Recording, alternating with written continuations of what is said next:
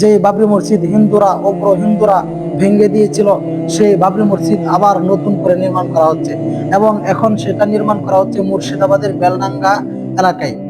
তো আমি যখন এই নিউজটা শুনলাম, শোনার পরে আমার অন্তরে এতটাই খুশি লাগছে যেটা আমি আপনাদের সম্মুখে ভাষায় ব্যক্ত করতে পারবো না। আমি এটা শোনার পরে আমার চোখ দিয়ে অজরে পানি পড়ছে। তারপর আমি যখন আরো কয়েকটা নিউজ দেখি, ওই নিউজের মধ্যে একজন ব্যক্তিকে দেখি সে একটা ইট মাথায় করে নিয়ে আসছে। তো সাংবাদিক জিজ্ঞেস করছে, ভাই তুমি একটা ইট নিয়ে আসছো, তুমি কোথা থেকে আসছো? তখন ওই ব্যক্তি বলতেছে, আমি 250 কিলোমিটার দূর থেকে এখানে আসছি।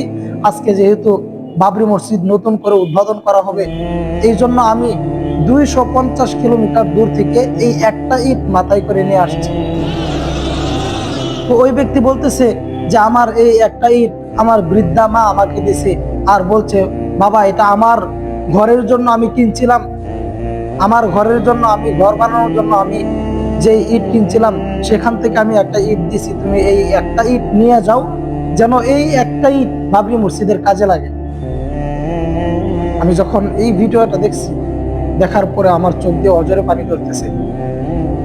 ওই বৃদ্ধা মহিলা কতই না সৌভাগ্যশীল, সে বাবরি মসজিদ নির্মাণ করার কাজে সে একটা ইট দিয়ে হলেও সহযোগিতা করতেছে। জানেন, আমি এটা দেখার পরে ওই বাদশাহ হারুনুর রশিদের একটা ঘটনা মনে পড়ে গিয়েছে। উনি ওনার যুগে একটা মসজিদ নির্মাণ করবেন, ওই সময় তার রাজ্যের সকলকে ঘোষণা দিছে যে এই মসজিদ শুধু আমার টাকা দিয়ে নির্মাণ হবে, আর কারো টাকা গ্রহণ করা হবে না।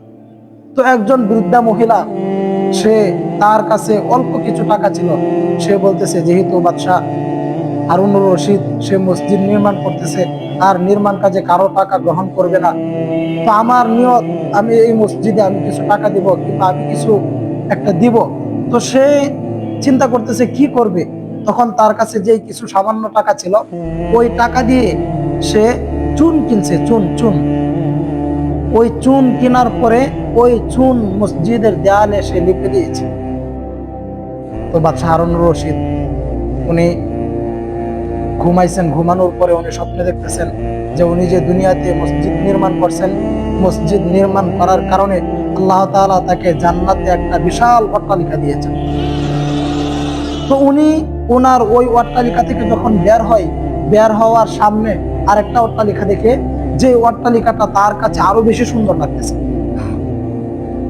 তো ওই অট্টালিকার দারোয়ানকে জিজ্ঞেস করলো যে এই অট্টালিকা কার?